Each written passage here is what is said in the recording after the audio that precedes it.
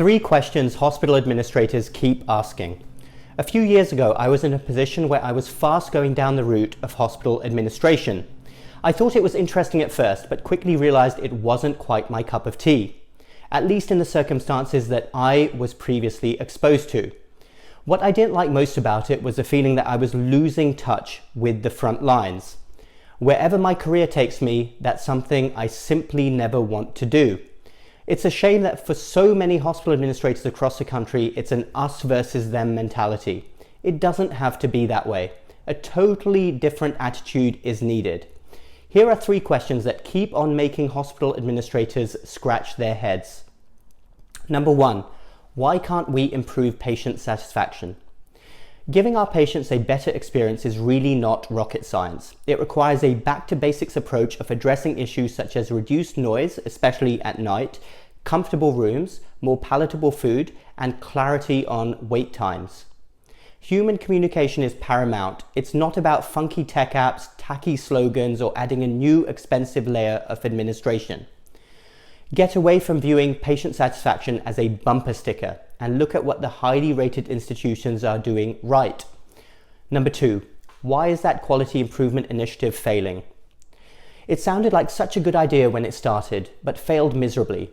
There are probably lots of reasons for this, including lack of frontline buy-in, could be doctors or nurses, a loss of energy and enthusiasm, or being disheartened by initial unsatisfactory results. Go back to the drawing board and look at all of these possibilities, especially having physicians on board with the project. Number three, why are doctors not cooperating with us? Probably one of the biggest questions asked. Let me rephrase. Why should doctors cooperate with you? Physicians are among the busiest, most highly educated and hard-working professionals out there. You as an administrator need to make clear with exemplary communication why you want things to happen. Explain in understandable ways and be honest. If the reality is that the hospital is losing lots of money by not doing something, show the doctors the figures. If you need to tick boxes to avoid hefty fines, do the same again. But don't just leave it as this organization needs this to happen.